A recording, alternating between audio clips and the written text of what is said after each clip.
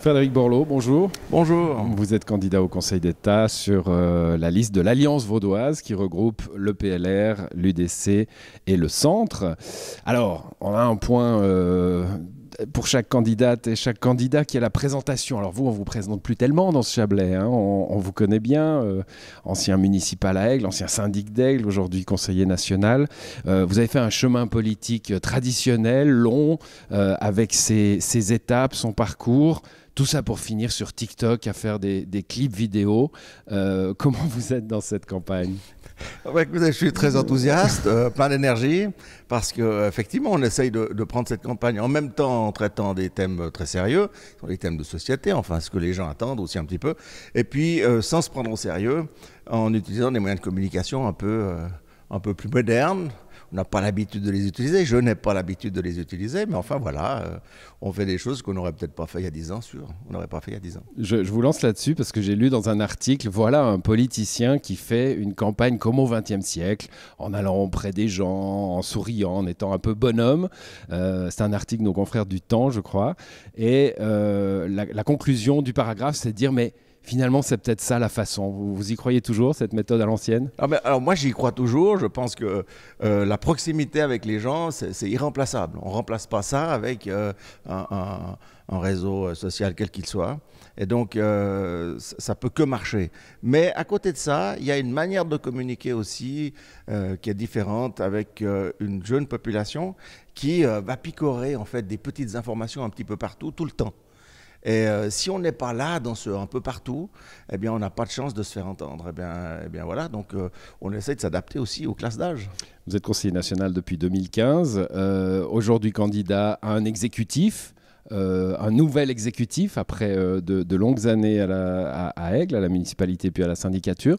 On sent le besoin de faire, hein. Vous êtes un homme d'exécutif, c'est comme ça que vous vous définiriez dans votre long parcours politique ? Définitivement. C'est vrai, non mais j'ai essayé le législatif au plan communal, cantonal, maintenant fédéral. C'est vrai qu'il y a eu le Grand Conseil que j'ai pas cité. Non, c'est égal, mais et puis au final, j'ai aussi voilà, fortement d'expérience. Je pense que j'aime bien réaliser, faire, présenter, de temps en temps avoir des échecs, avoir aussi des succès, et puis avoir ce combat, ce débat politique, chercher des majorités. Gérer l'administration qui est autour de nous aussi, gérer un service, etc. Le management, c'est quelque chose qui m'intéresse.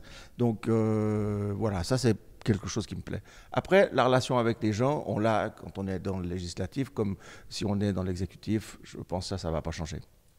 On pose la question du déclic politique à tout le monde. Alors, est-ce que vous vous souvenez de ce moment où, enfant, jeune homme, je ne sais pas quand c'était, vous avez eu ce déclic de se dire, bah oui, la vie publique, c'est quelque chose qui m'intéresse, quelque chose dans lequel j'ai envie d'aller. Ou est-ce que c'est trop loin ? Non, ah, mon Dieu, pas. Mais non, je ne m'en souviens pas parce que simplement, je crois qu'il n'a jamais eu lieu. Je n'ai jamais imaginé, quand j'étais enfant, adolescent, etc., que j'imaginais un petit peu ma vie professionnelle. Je n'ai jamais imaginé faire de la politique. C'est en fait 2-3 personnes qui m'ont sans doute un peu intéressé, qui m'ont mis le pied à l'étrier sans que je m'en rende compte vraiment. Et puis c'est surtout un jour une section, ma section d'Aigle, des radicaux de l'époque, qui est venue me chercher en disant « Il nous faut quelqu'un sur la liste. » Alors, tu ne seras pas élu, mais c'est bien qu'on ait un jeune. On a questionné tous les jeunes qui avaient là, ils ont tous dit non, il n'y a plus que toi. Et puis, moi, j'avais 48 heures, j'ai fait 2 téléphones autour de moi, à des gens, je me souviens très bien qui, et puis j'ai dit oui. Et en fait, c'est d'être élu, un peu par hasard, dans le fond, qui m'a donné ce goût de la politique. Le virus. Voilà, cette espèce de... Oui, c'est un peu un virus, c'est un goût, c'est quelque chose qu'on a un peu dans le ventre, quoi, dans le cœur plutôt, j'ai envie de dire. On a eu un entretien, vous et moi, au moment où vous avez décidé de vous lancer. Vous me disiez, la politique a changé. On parlait notamment des jeunes dans la rue, sur les questions climatiques. Il y a un nouveau paradigme, il y a une nouvelle façon de faire de la politique. Alors ça peut être sur TikTok, mais il y a aussi un nouveau langage à trouver. Alors, il y a un nouveau langage, j'espère que je le trouverai. Il y a un nouveau langage parce qu'effectivement, on sent bien que les jeunes ont envie de plus être des spectateurs, mais des acteurs de décisions politiques. Alors moi, je trouve ça formidable, parce que quand j'ai commencé la politique, on me disait de m'asseoir au fond, à gauche, dans un coin.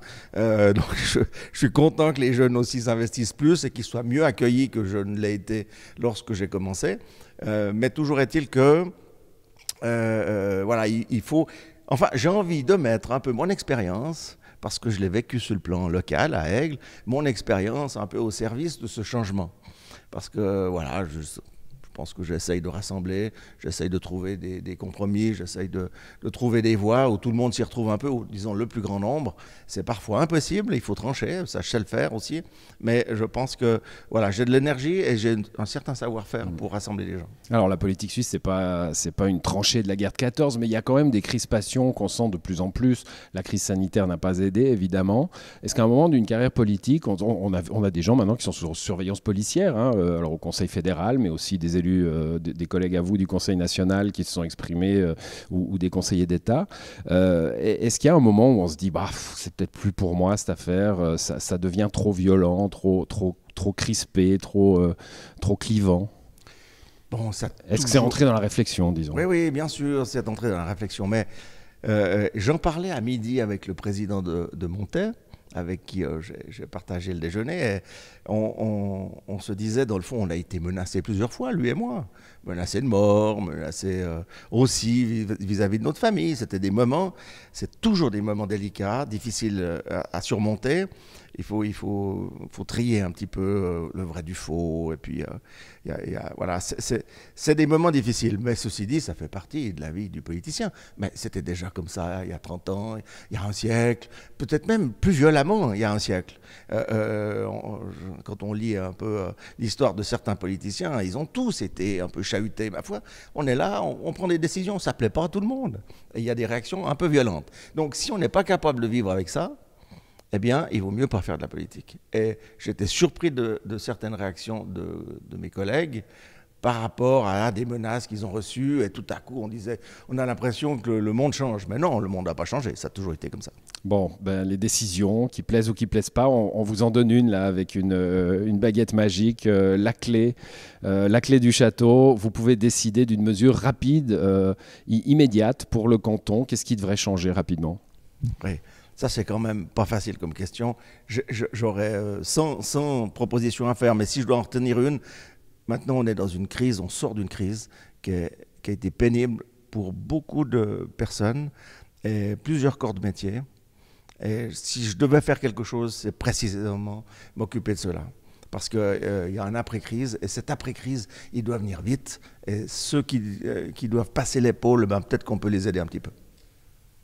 Voyons un peu ce que vous mettez en avant sur votre site internet, Frédéric Borloo. Trois engagements, hein. Il y a alors plusieurs points, mais il y a 3 engagements.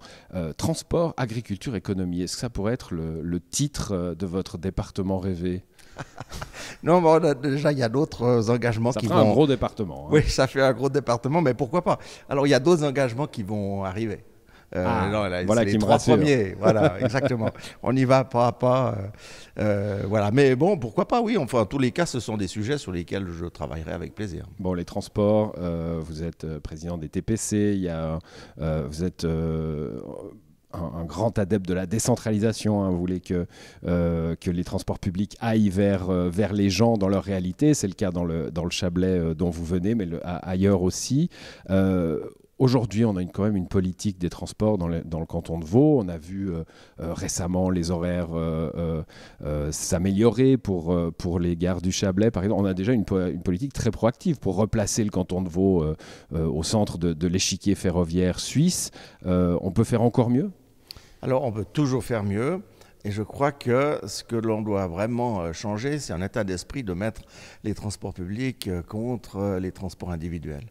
Il n'y a pas de solution unique. Ça n'existe pas. Et on ne peut pas dire que demain, tous ceux qui sont aujourd'hui en transport individuel vont dans les transports publics. On n'a pas les moyens de le faire, on n'a pas la place, on n'a pas le réseau pour mettre ça en route. Et donc, en développant les uns et les autres qu'on arrivera à assumer le développement des transports.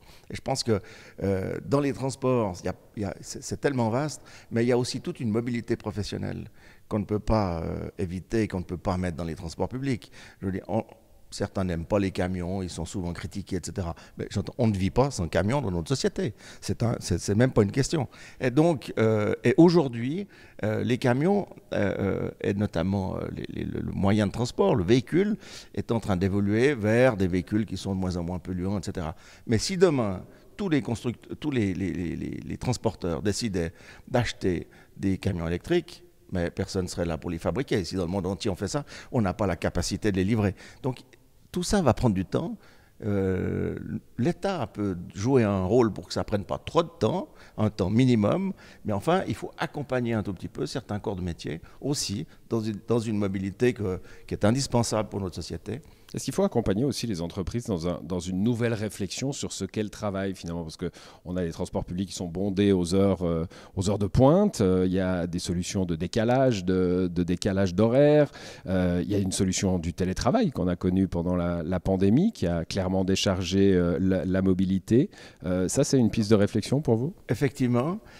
En parallèle au développement des transports publics, je pense qu'on doit être attentif à une sorte de décentralisation. On a tendance à concentrer les services et les activités économiques toujours dans les mêmes centres.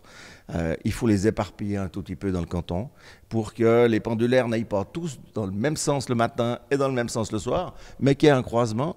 Ça peut provoquer des économies qui sont considérables et puis un équilibre aussi dans l'équipement des transports. Donc ça, c'est une des réponses. Elle n'est pas unique, mais voilà, c'est une piste vraiment à creuser. Parlons de l'agriculture, vous êtes proche de ce milieu agricole, notamment à travers vos engagements pour le monde de la vigne et du vin. Le principal ennemi de l'agriculture, c'est l'écolo qui veut supprimer les pesticides ou c'est le libre-échange qui veut nous proposer des fraises en janvier? Non. Bon, vous savez, quand on regarde l'histoire de l'agriculture a toujours eu un peu des ennemis multiples. Et donc, je ne pense pas qu'il y en ait un. Oui, peut-être la maladie. Ça, c'est le premier ennemi de l'agriculture. Mais au-delà de ça, il n'y a pas un ennemi de l'agriculture. Il n'est pas identifiable tel quel. Mais simplement qu'aujourd'hui, on s'aperçoit que tout le monde veut s'en mêler. C'est amusant, mais enfin presque amusant. C'est ironique, là, comme je le dis, parce que en fait, il y a des professionnels, il y a des gens qui savent de quoi ils parlent, et puis on sait que l'agriculture doit faire face à des défis importants dans les années à venir. Il faut le faire avec les agriculteurs et non pas contre eux. Bon, mais donc plutôt leur laisser le temps de s'adapter. Hein, si je tire bien sûr, et les aider mon exemple des pesticides, très bien. Voilà. Mais pour ce qui est des fraises en janvier, est-ce qu'un peu de protectionnisme qui va contre votre courant d'idées, on peut parler du monde du vin aussi, hein, qui souffre de produits qui arrivent de l'étranger, moins chers, plus faciles d'accès. Un peu de protectionnisme, ça entre dans les clés du conseiller d'État que vous serez peut-être? Alors, le problème, c'est que la compétence du Conseil d'État, eh bien, n'est pas de gérer les frontières. Donc, c'est de la compétence fédérale. Je pourrais en parler en tant que conseiller national, mais comme candidat au Conseil d'État, inutile que je fasse des grandes théories par rapport à ça, parce que c'est totalement inutile. Maintenant, je peux avoir un avis.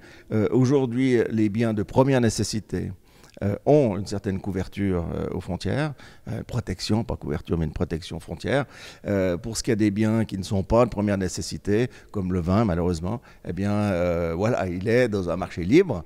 Et puis, voilà, ça peut créer des problèmes, notamment ce qu'on a connu ces dernières années. Ceci dit, je ne pense pas que c'est dans la protection de notre pays qu'on a le plus de réponses. On pourrait avoir tout au plus des réponses momentanées à apporter, mais pas sur du long terme. Je crois que les agriculteurs et les viticulteurs valent mieux que l'obligation de consommer leurs produits. On va avoir une dernière question sur la sortie de crise sanitaire. On a eu une crise qui a démontré, je crois, l'importance, plutôt une bonne efficacité des services publics à l'échelle nationale et cantonale. Une des principales mesures de l'Alliance vaudoise, c'est de diminuer les impôts. Donc, c'est moins de moyens pour les services publics ou c'est une répartition différente? Comment vous voyez ça? Alors, écoutez, ma première partie de la réponse est vraiment très courte. En gros, on fait 600 millions de bénéfices par année. Donc ça veut dire que de manière structurelle, on génère des réserves. Je pense que ces réserves, on ne les fait pas parce que c'est bien géré, mais on les fait aussi parce que des contribuables payent des impôts. Donc, à un moment donné, le but d'un État, c'est pas de faire des bénéfices. Le but d'un État, c'est aussi d'assumer ses missions. Donc, il faut équilibrer les choses. Je pense donc, effectivement, on peut alléger la fiscalité d'une manière ou d'une autre. Ça, c'est un débat politique sur lequel on peut entrer. Et puis, dans un deuxième temps, il s'agit bien entendu d'assumer les missions qui sont dévolues à l'État, de le faire et de ne pas appauvrir, de ne pas enlever les responsabilités de l'État. Ça, on n'a aucune volonté de le faire. C'est un équilibre entre les deux qu'il faut trouver. Merci à vous, Frédéric Borloo. Eh bien, merci à vous aussi.